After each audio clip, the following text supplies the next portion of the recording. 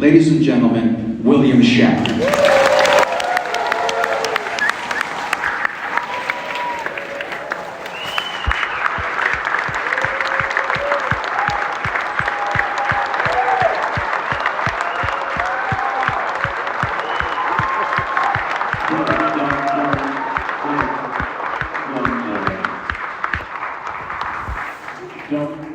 Don't stand.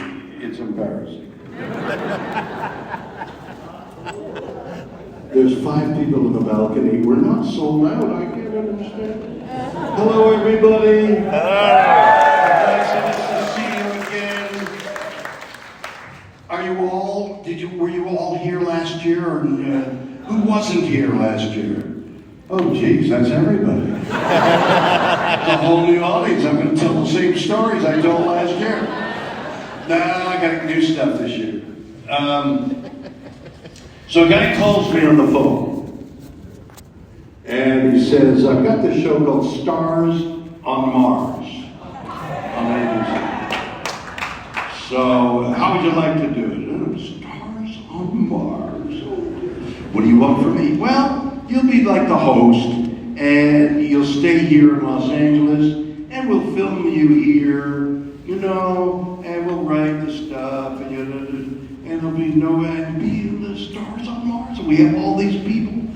Oh, that sounds great. I'll do that. So I go down to a studio, and they've got my dialogue all written now, and I say some of their dialogue, and I say some of my dialogue, and it's amusing. And they're so good, great, that's great, thank you so much. And in 3 weeks, we'll fly to Australia. Well, I thought I was going to. No, you have to interact with the people in Australia. But Australia's 14 hours away. Yes, it's 14 hours away. And we land in Sydney, and then we go on to, there's 6 cities, I can only remember 2. And we go 3 hours on another airplane, and then we take a chartered airplane for another 3 hours into the outback of Australia. There are harsh deserts in the world. There's the Sahara, it's pretty bad. There's the one in South America, the Acataba.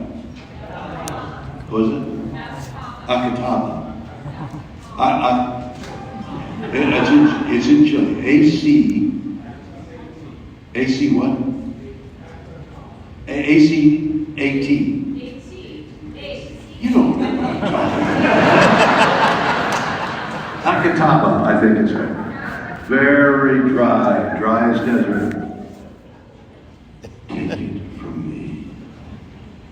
The outback in Australia is worse than any of them. The outback. Australia burned down a year ago, I think it was. Terrible fires. They've not recovered. I mean, the outback in Australia was once a sea, a shallow sea, and then it evaporated and left all the minerals there.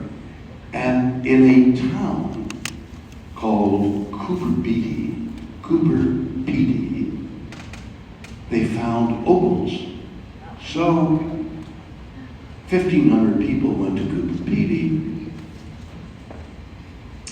And I'd heard about Cooper Pedy, okay, a long time ago, in a planet, whatever the planet was. I was asked by Australia to visit them and present some awards. And if I did that, do 2 things you've always wanted to do.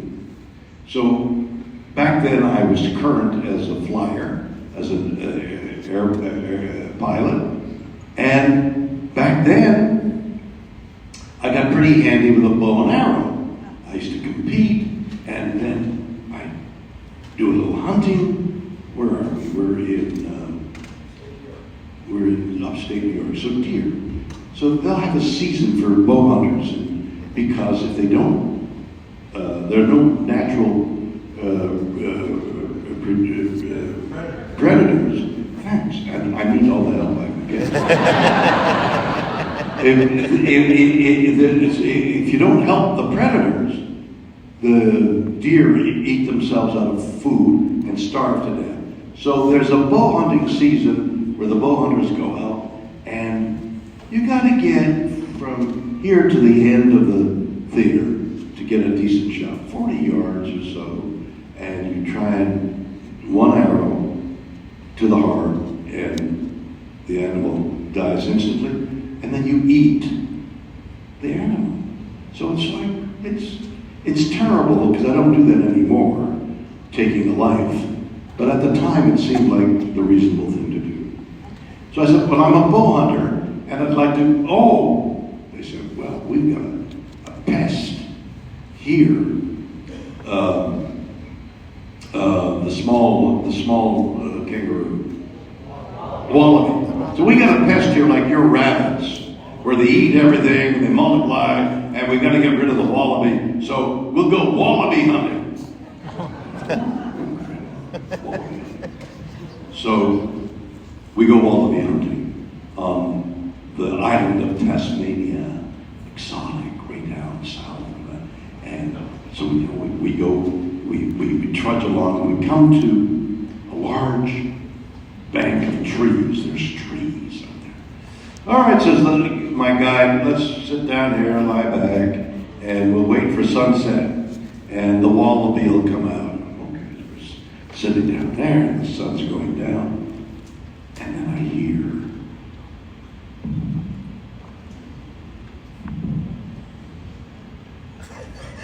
it's wallaby. They're coming out of the forest.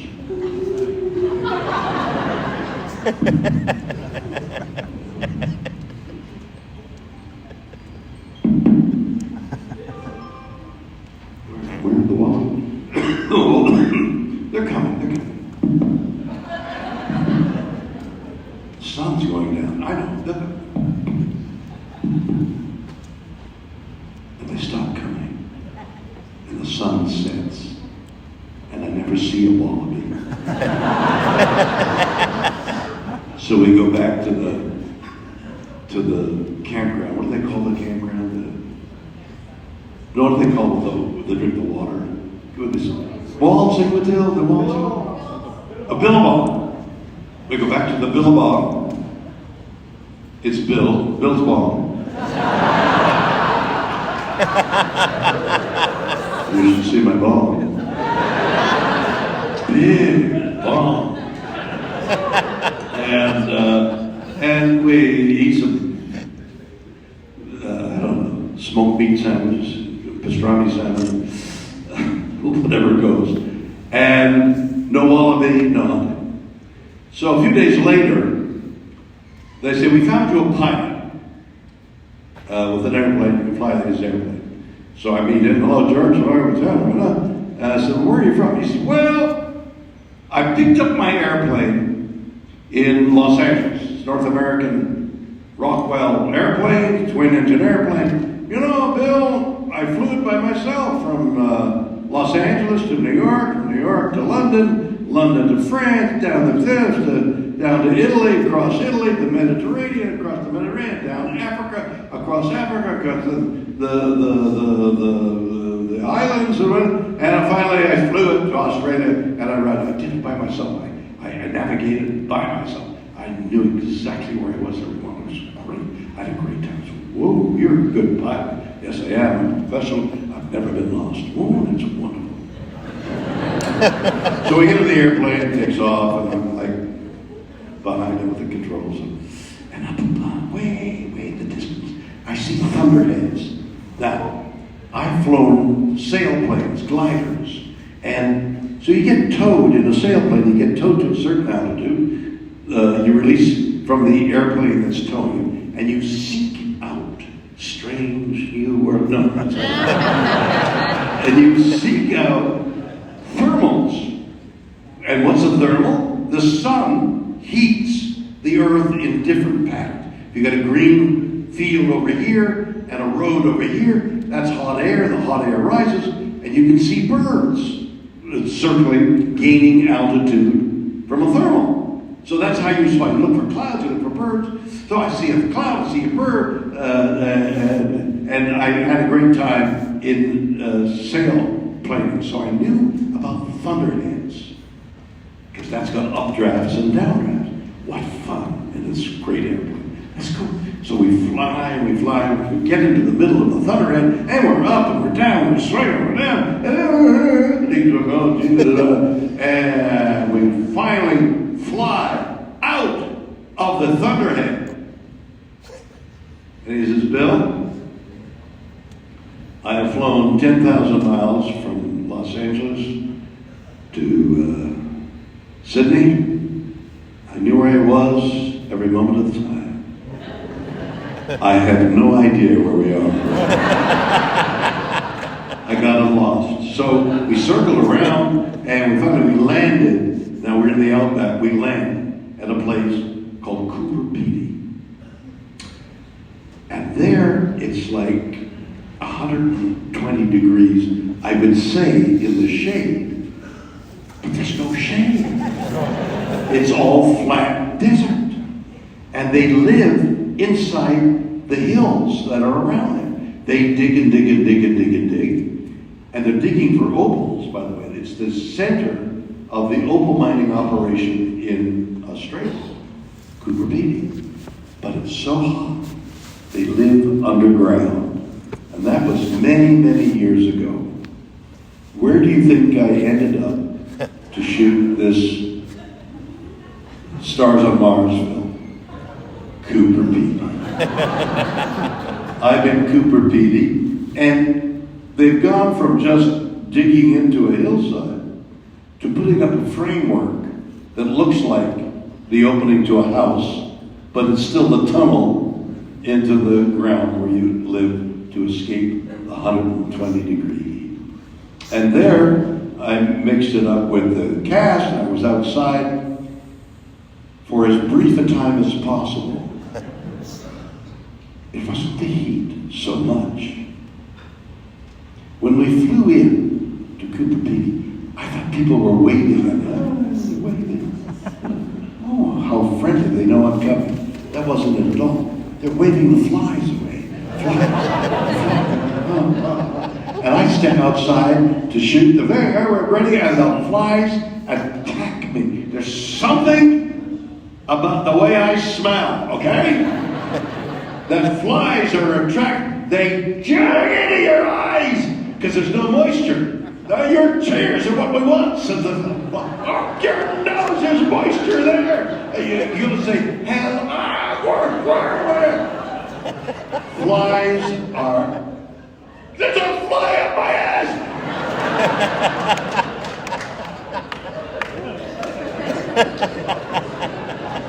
I spent 10 days in Cooper Pedy. I never, except for the opals.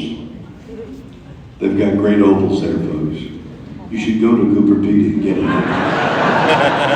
Anyway, that's what I've been up to. That and so it's apparently doing very well. Stars on Mars on Fox, and the show I do is The Unexplained, which has become a big hit. And yeah, so that's where I've been lately. And then, let's see, I did an album called Bill. And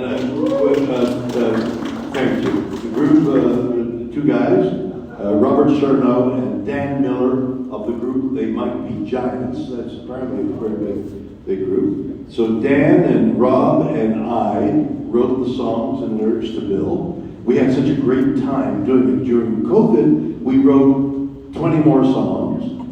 And Cleopatra, the label, is going to release the songs as a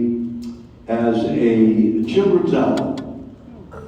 I am imbued, I've got a cause, which is the interconnection of nature.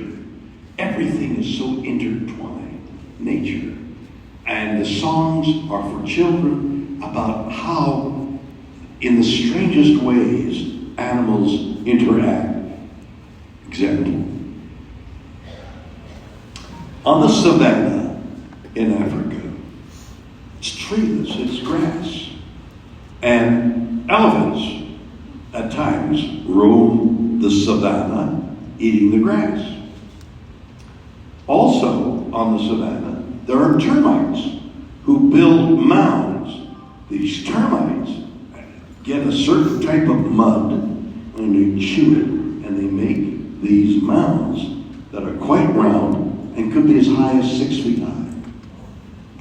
And it's air conditioned because they have holes all over their mouths, and the termites use their wings and fan the mounds, and their young live, and then there's millions and millions of termites, and millions and thousands of these towers on the grasslands of Africa, on the savannah. Along comes an elephant herd. And the elephant says, "Oh yeah, but I've got an itchy behind. Oh, itchy. Oh, there's a mound there." Goes up to a mound. Wow, oh, so good. Oy, oy, oy, oy. And destroys the mound. The mound is now a puddle of mud. Okay? And the elephants are stamping around it. And one day it rains, and there's a little puddle of mud. "Oh," says the elephant, "I got some mud. I'll put it over me," and digs a little bigger hole. And then it digs a bigger hole, and it's a bigger hole. And over a period of time, some years, it becomes a giant hole that's filled with rain water. It becomes a watering hole for all the animals. Birds fly by, accidentally carrying fish eggs. There's fish in the watering hole. There's alligators. All the animals from around water there, breed. It becomes a place of life. All from an itchy behind. So we've written a song about it.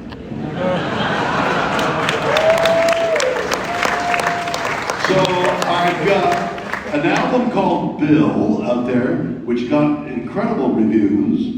I've got a documentary. I don't know how it happened, but the title is You Can Call Me Bill. And then I was asked to perform at the Kennedy Center, and we did a whole concert of songs we wrote. The best, or the biggest song was entitled So Fragile, So Blue, about our planet and our destruction of the planet. And it will be a music video. My fantasy, it becomes like We Are the World. So I'll get personalities intertwined in So Fragile, So Blue is the sentence, what can we do? What can we do? What can we do about the destruction of the world? And I'll get personalities to say that, and maybe it'll help to do something about our destroying the planet. So there's a documentary, You Can Call Me Bill. There's a documentary of my performance at Kennedy Center. There's a music video. There's this children's album. There's all kinds of things that I'm trying to sell that are really good. And that's a goodbye. So now, let's talk about Star Trek. All right. You mean you were here because of Star Trek? I thought you were here because You Can Call Me Bill. Ask me a question.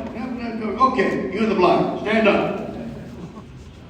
I recognize you. We were just speaking in a loud, loud voice. No, that's not loud enough. Boss Billy. Boston Legal.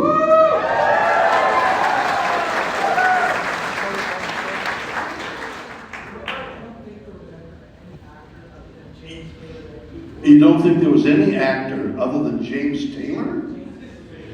Spader, James Spader. Well, that we worked as long. Well, that's true. I love James Spader.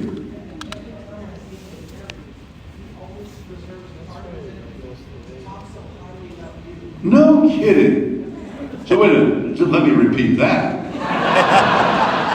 James Spader apparently talks very highly of me as against somebody like George Takei, okay?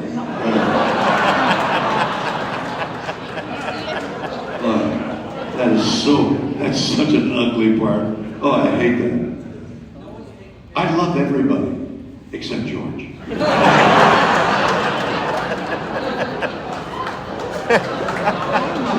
Good. Women, louder. My question to you is, what was it like to work with James Spader and people like that?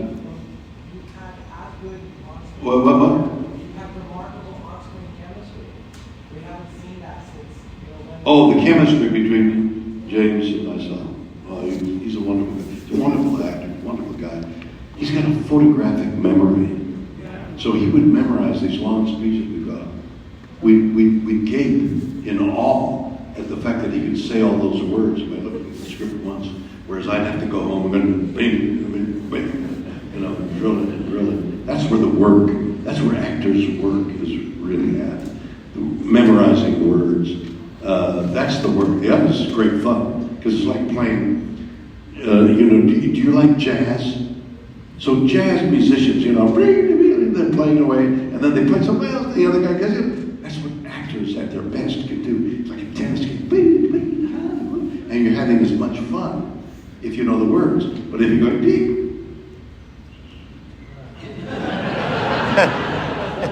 One time I did that. I dried on stage. It's called drying. I dried up. I'm with a girl sitting beside me. I got my arm around her. What do I do? So I got up, went out the front door, went over to the stage manager. I said, what do I do? He said, you kiss her. Walked back, sat down, kissed her. A minute later, I said, did you? No, we didn't. They didn't notice. I got up, walked out the front door, came back and kissed her. My performance was so intense. So James Spader is like one of those remarkable guys. I love him, and time again, this has happened more than once, where actors will work as a great team. It's a family. You meet every day for 12 hours a day, 5 days a week. So how's the kid? Did you go to the bathroom? What color was it? You get so intimate with people that you see every day. And so we like best of friends. And then the show breaks up. Cancel! Oh God, we're never gonna. You know what? We'll have lunch next week, okay? And Jim says, yeah, we'll have lunch. Oh, wait a minute, I can't make lunch next week. I'll call you the week after, we'll have lunch. Okay. I've never seen James since the moment. And that happens with some regularity. People, yeah, we were so close and then just distance and things. My best moment with James was one night. I suddenly felt this intense pain. Scream! Oh! And I fell over the desk. Oh! And our lady, a beautiful lady, the beautiful girl, Lady Fredo. Candace Bergen. Thank you so much. Candace Bergen said, are you going to play the scene that way? I said, no, I'm in pain. So, oh, God, you got kidney stones. So they rushed me to the hospital and give me some pain. No, you have to pass them. No, give me some pain pills. No, you got to pass the thing first. Anyway, I pass it, okay? And I go and return back. All right, it's okay, it's all right. I got a telephone call like the next day because it was in the papers. They took me in an ambulance. site that by law can't advertise, buys things like that cheese sandwich that had the face of Christ on it. Okay, that's how or they get boxers and they paint the name of their gambling site on the boxer's chest. So with me, they said, we'd like to buy your kidney stone. You want to buy my kidney stone? Okay. They said, how much you want? I said, I want $100,000 for my kidney stone. We'll give you 75. Okay, I'll take 75. Then I went to the doctor. This is a day or two later. Hey, you got my kidney stone? I said, no, we threw it out. I said, do you have a kidney stone around? He gave me a kidney stone, $75,000 in cash. James Bader in cash raised $25. We had $100,000, and we gave it to Habitat for Humanity. And there's a family living in a house in New Orleans on my kidney stone. And they're using my kidney stone. Is that a funny story? So did that answer your question? Yes. A nice loud voice. Turn around. Come on. Stand up. Yeah. The funniest moments on set. Wide open. Funniest moment on set. Funniest moment on set. Such a serious business I did. Everything was funny. It was always, we were always laughing over it. The only thing I can remember is, you know those doors on the control room set? So you'd walk to the door, and like so many doors in so many buildings, it's programmed to open as you approach it. But that's fairly expensive equipment. I think we established this week that, or this today, that, or was it last night, that the price for our television hour, for the Star Trek hour, was $179,000, which went down to $50,000 or something. It declined somewhat during the year, from $170,000 to $150,000. So you can imagine, since they were paying me $145,000. No, they weren't. So they were saving every penny. So to get that kind of mechanism in the door, they weren't going to do that. What they did was they would get a stagehand and say, all right, when Shatner comes to that step, open the door. I'd rather be painting a set. I'm going to sit here and open the door. I'm going to open the door. And I'd walk up and go, boom, in the door. What the hell here? That got a lot of laughs, except from me. The guy behind the door, you could hear him for an hour. But playing with the people, I mean, Leonard and DeForest and all the people, except George, were so cool and neat and fun. We were great compadres. And Leonard especially became my brother in the years that passed. I wrote a book about him called Leonard, and he was just my best friend, my brother, and so we mourned him when he died. Not many laughs there. Another question? Yes. You're still so active, and I want to know if somebody approaches you with another role. If somebody approached me with another role, Yeah. I would butter it and eat it right now.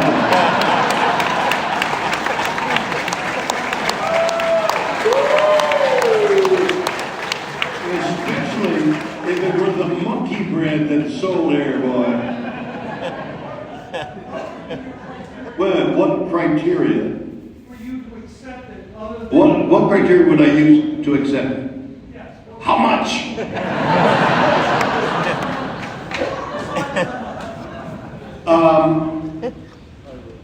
You know,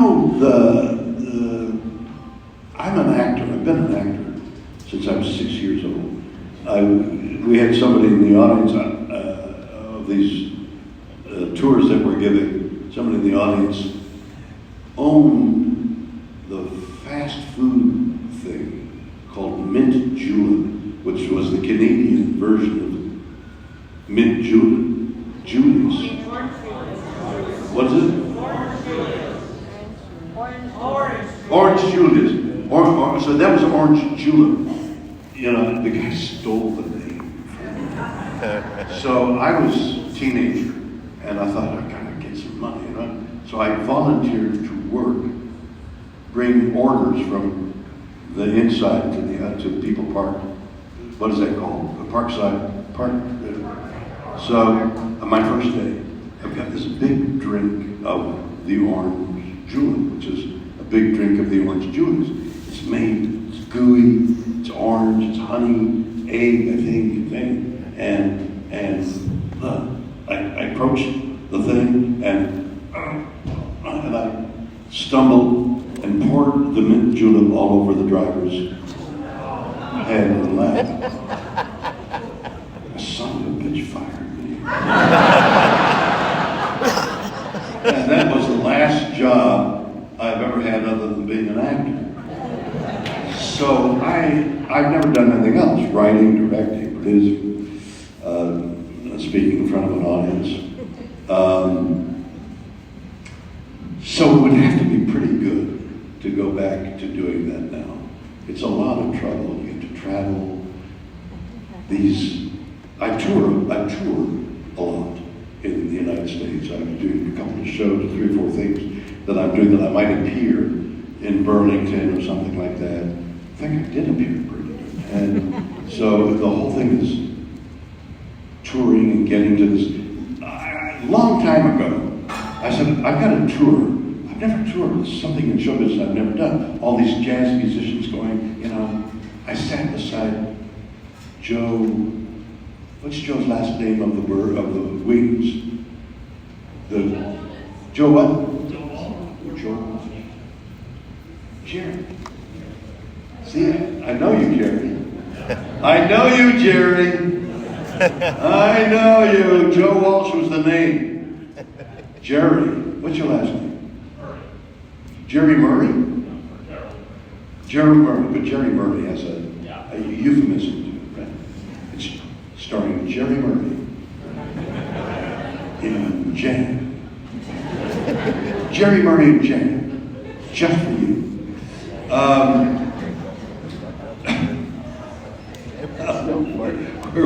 So Joe Walsh. So Joe Walsh is the Wings, right? Eagles. Eagles have wings?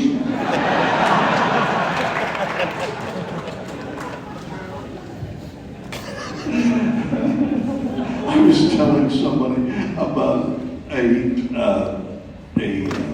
free commercial, what do they call it when you do a charity announcement? A public announcement.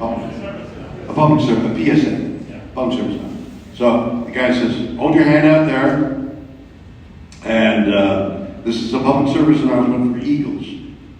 So they put a tame eagle on the gauntlet on my arm, and the guy says, don't lower your arm. Do not lower your arm. Don't lower my arm. But don't lower your arm. Okay. So this 10-pound eagle is there with this beak, like he's looking at me. And then his talons are 3 inches long on the gun. Okay? On there. And the camera's there, and I'm reading the copy. Okay. All right, action. Ladies and gentlemen, the American bald eagle is in dire straits. Okay?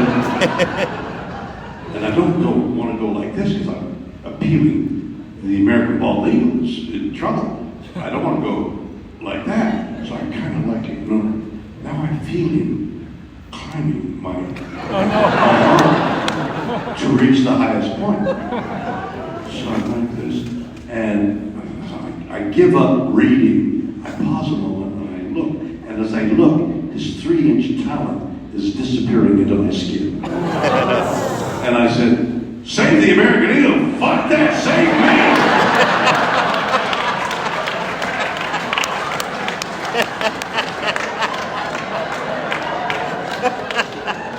So I'm at dinner with Joe Walsh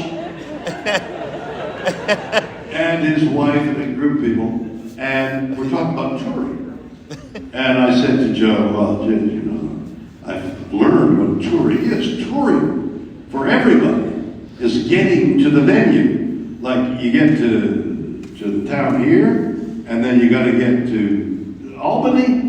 So do you fly to Albany, or do you drive to Albany? You got to get there in 5 hours. Or you get there in 5 hours at night. You got to go to sleep. You go to sleep. You wake up. You do the show. You get it, and you're on tour. Bad beds, bad conditions, snowing, raining, everything." I said, "And you've been doing it a long time. What's touring like for you?" He said, "Well, we have 17 trucks. And we go to New York, and we stay a month or two. I fly in on the private plane. We do some performance. I fly back at home. Ray Bradbury. Brad Paisley is a friend of mine. He has a private plane. He flies to a venue, and when the show's over, he flies back home. He sleeps in his own bed, no matter where he is in the United States.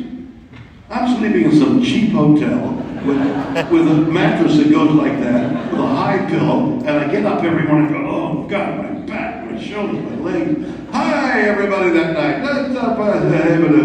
And I'm back at home. And that's true. So that's what I'm doing, a lot of touring from city to city. All right, there's a flashlight going back and forth. I got you, baby, in red. But you're going to have to be loud. No, don't dance on me. It's dangerous. Scream like somebody's attacking you. Here, I'm coming. You've done so many things. No, louder.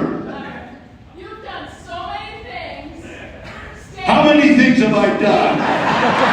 You have no idea, you little blonde, red-clothed beauty.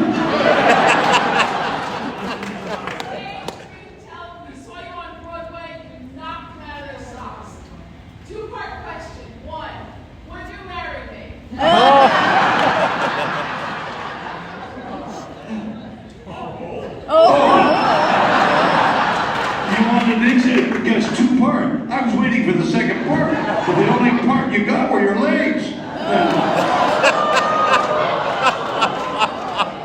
It was there. I had to say it. Are there any children around? There are no kids here. You can say that kind of thing. We're in Vermont, but you can do that in Vermont. This is a special audience. They love me. They don't love George. That's what's wrong. And the second part of your question?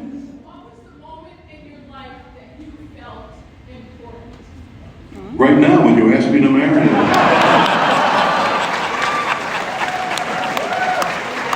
See how it works? Ask both parts at once, and the answer is there.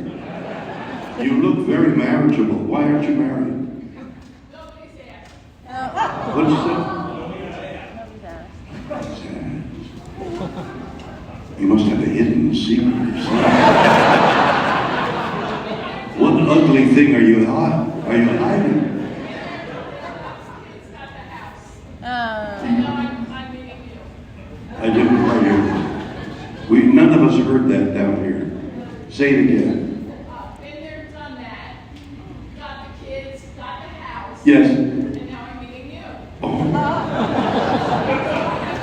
What's your name? I'll call you later, Peggy.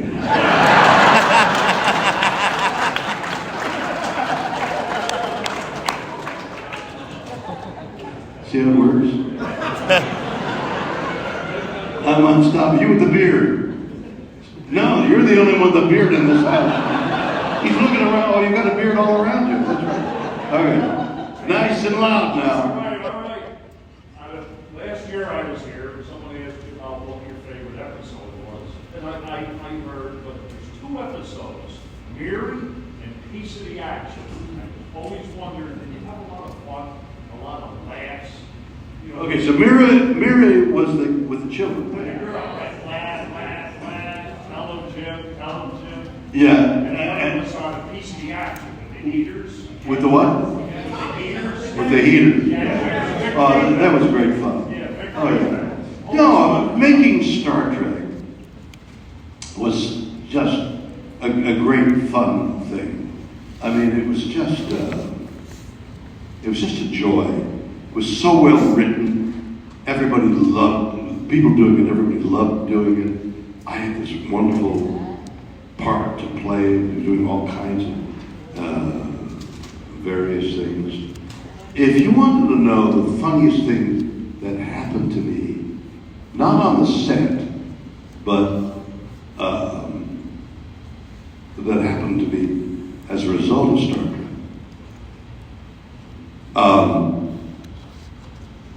So we would shoot on a planet.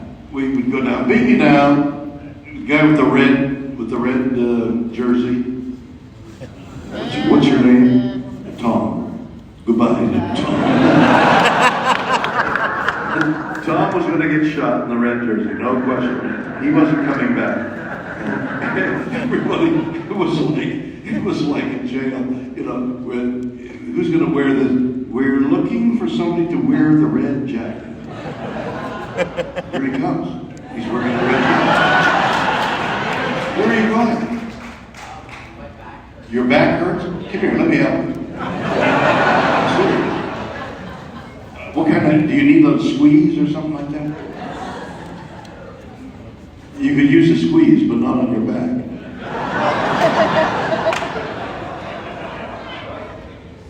Your wife will give you the squeeze. Who's going to take care of your back? I got a problem with my shoulders. Yeah, if I help your back, will you help my shoulders? Tit for tat. Go ahead. You gonna stretch? Is that what you're doing? I'm sorry to hear that. Okay. Oh my goodness. Thank you so much.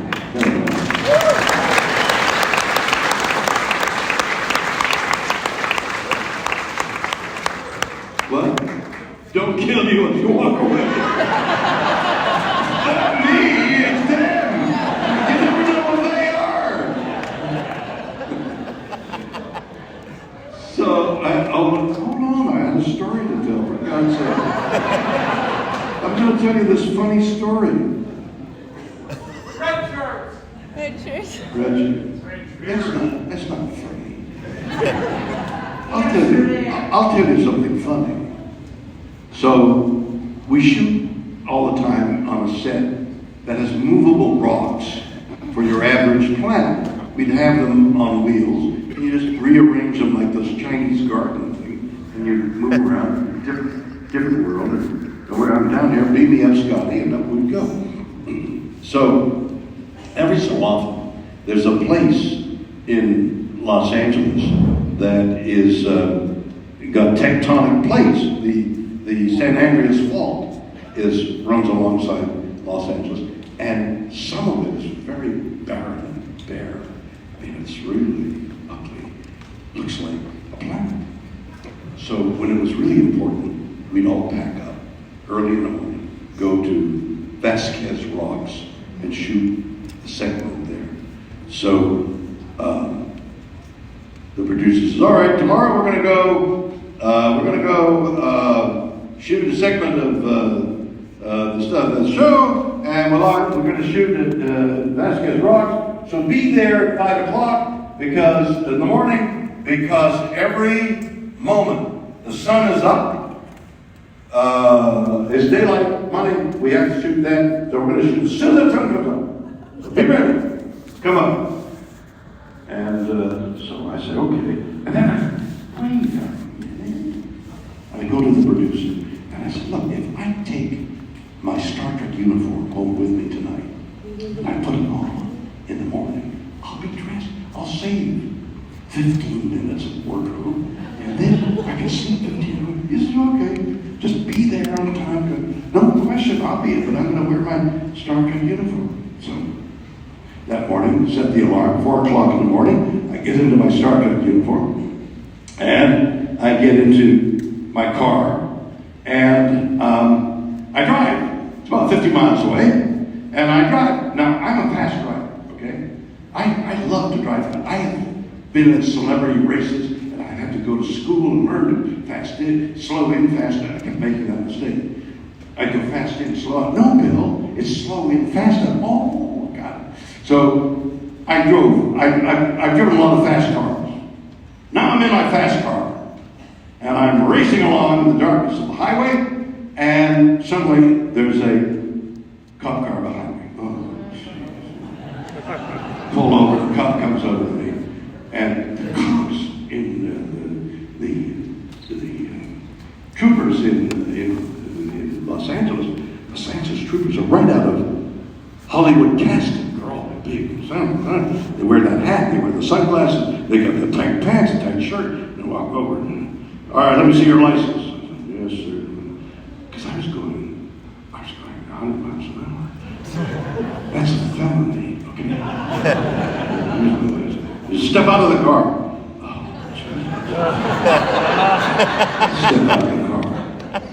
And he goes, where are you going so fast? And I thought, well, I'm going to be arrested. All right. I'm going to my spaceship, all right? I got to get there by concentration.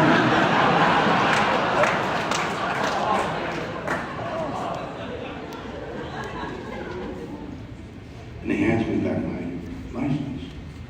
All right. And he's wearing these dark glasses. I can't see his eye.